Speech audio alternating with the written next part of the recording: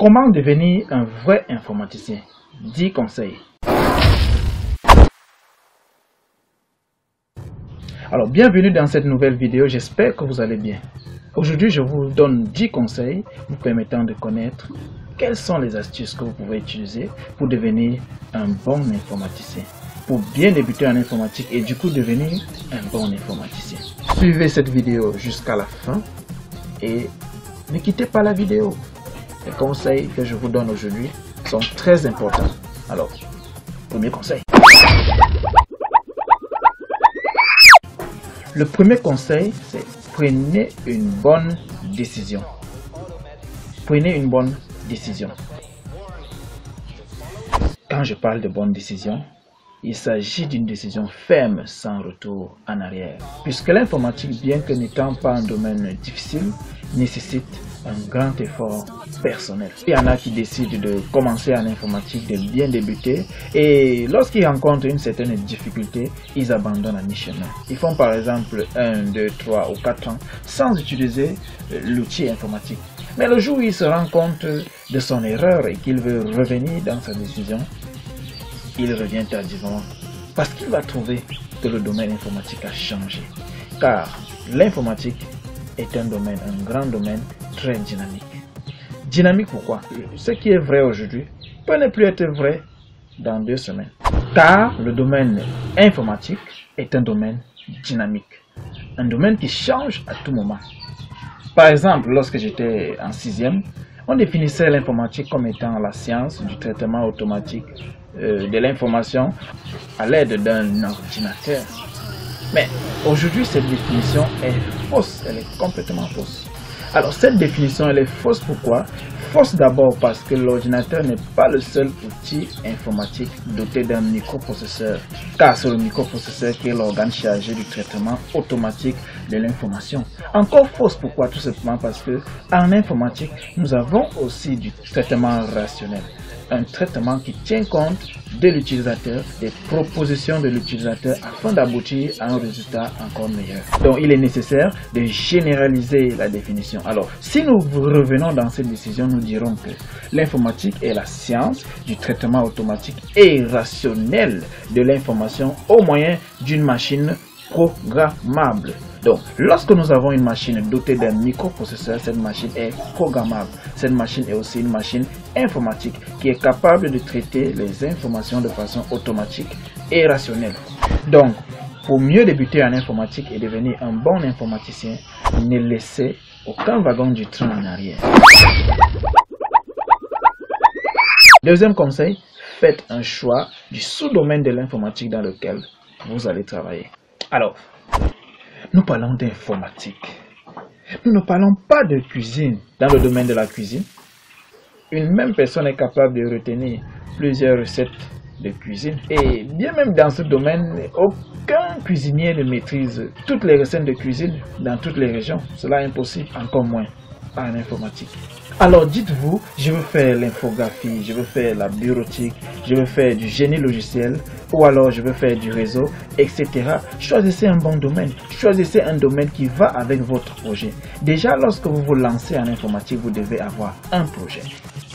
Alors posez-vous la question, mon projet, il consiste à faire quoi? Quel est le domaine de l'informatique capable de m'accompagner dans la réalisation de mon projet? C'est la question que vous devez vous poser avant de vous lancer dans l'informatique. Si vous voulez connaître les domaines en informatique, les différents domaines en informatique, je vous donne un lien dans la description pour mieux vous expliquer les domaines de l'informatique et vous aider à faire un bon choix. Donc pour mieux débuter en informatique et devenir un jour un bon informaticien, faites un choix. Faites un bon choix du domaine dans lequel vous voulez vous perfectionner. Troisième conseil, procurez-vous un ordinateur. Souvenez-vous encore, nous parlons du domaine informatique. Alors, qui dit informatique dit d'abord ordinateur. Certains me diront, de nos jours, il y a des smartphones dans lesquels on peut faire la bureautique.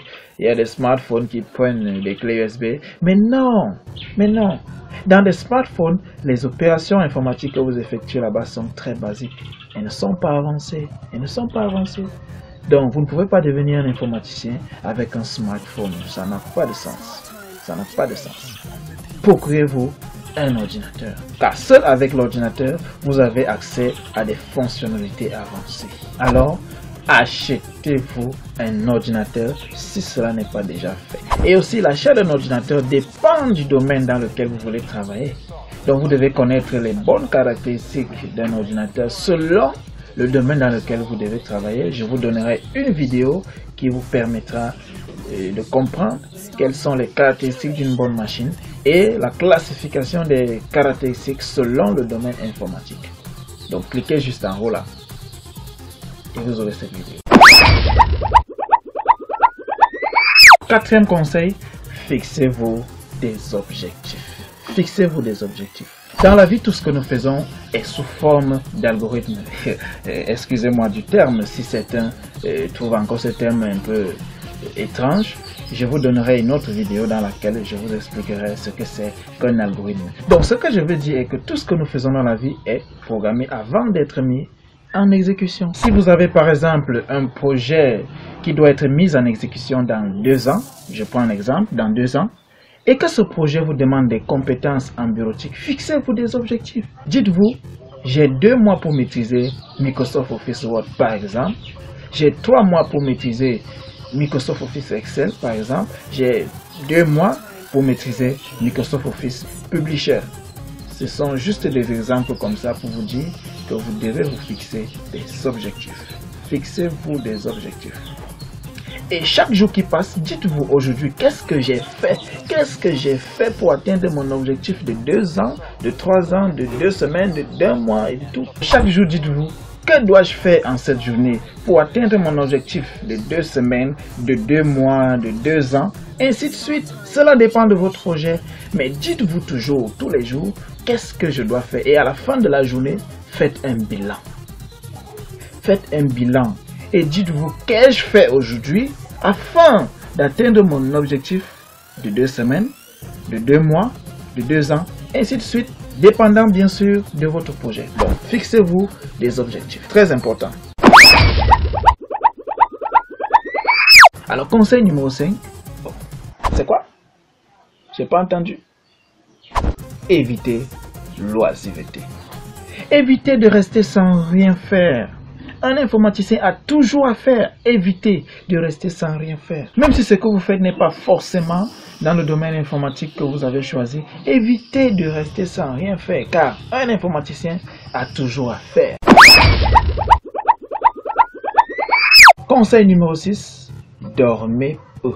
Vous avez choisi d'être informaticien, alors assumez votre décision. Si auparavant vous dormiez 10 heures, faites une soustraction. Enlevez 4 heures dans ces 10 heures et dormez 6 heures, peut-être moins. Et travaillez aussi beaucoup dans la nuit pour faire vos recherches sur Internet et vos recherches personnelles. Donc, dormez peu. Un informaticien a toujours à faire et ne dort pas. Conseil numéro 7. Étendez vos recherches.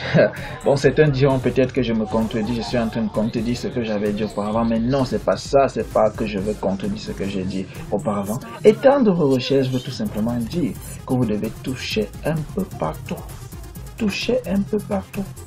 Alors, si vous avez décidé d'être un infographiste, par exemple, ne vous dites pas, je vais faire seulement l'infographie et je ne touche rien en bureautique. Un vrai informaticien doit être capable de dire un mot dans plusieurs domaines. Faites bien la différence. Ne pas maîtriser tous les domaines ne veut pas dire ne pas manipuler tous les domaines.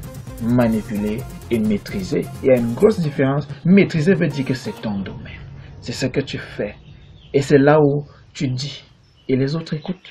Par contre, tu peux maîtriser ton domaine et toucher aussi un peu dans les autres domaines. D'ailleurs, un vrai informaticien, je l'ai déjà dit, est celui-là qui est capable de dire un mot en bureautique, de dire un mot en infographie, de dire un mot en maintenance, de dire un mot en réseau, de dire un mot en programmation, pourquoi pas en génie logiciel. Donc vous pouvez connaître un peu dans tous ces domaines que je viens de citer et être expert dans un domaine. Être expert, je dis bien expert, ça veut dire que c'est votre domaine, c'est ce que vous faites.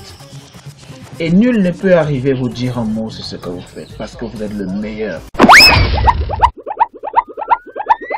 Conseil numéro 8, le minimum de tout informaticien, c'est la bureautique. c'est la bureautique. Quel que soit le domaine informatique là où vous avancez, le strict minimum de tout informaticien, c'est la bureautique. Vous n'êtes pas obligé de maîtriser tous les logiciels de bureautique, mais le traitement du texte, vous devez maîtriser. C'est une obligation. Vous ne serez jamais à l'abri du traitement du texte. Dans tous les logiciels que vous allez utiliser, que vous soyez cartographe, que vous soyez infographiste, que vous soyez dans les réseaux, il y aura des configurations. Vous devez connaître du texte, vous devez maîtriser du texte. Donc le traitement de texte est la base de plusieurs logiciels dans le domaine informatique. Dans ma chaîne, je vous propose une formation complète vidéo sur Microsoft Office Word. Cliquez en haut. Conseil numéro 9. Après avoir fait vos multiples recherches, cherchez à vous former. Cherchez à vous former dans un centre de formation. Il est bien beau d'avoir des connaissances, des multiples connaissances, mais il est encore plus beau d'avoir un diplôme qui atteste que vous avez ces connaissances. Vous pouvez monter un bon projet, vous pouvez monter un vrai projet, mais il vous manque un diplôme qui confirme, qui atteste que vous êtes compétent dans tel domaine ou dans tel autre domaine. Donc, faites-vous former dans un centre du territoire. Et bien entendu, cette formation ne sera juste qu'un recyclage ou alors un ensemble de révisions pour vous, puisque vous avez déjà fait vos recherches et vous m'avez déjà suivi, bien sûr, parce que je vais vous proposer des formations. Je vais vous proposer des tutoriels vidéo qui vous feront comprendre tout un tas de choses. Alors, 10e et dernier conseil, le plus important, abonnez-vous à ma chaîne et suivez mes conseils. Donc je suis là pour vous aider par des tutoriels vidéo et je tiens compte beaucoup plus de vos commentaires, de vos questions et de tout ce que vous allez me demander. Je vous propose des formations gratuites et des meilleures astuces informatiques pour mieux débuter et devenir meilleur dans le domaine où vous êtes. Et sans oublier du divertissement pour détendre l'atmosphère. Merci de m'avoir écouté et à très bientôt.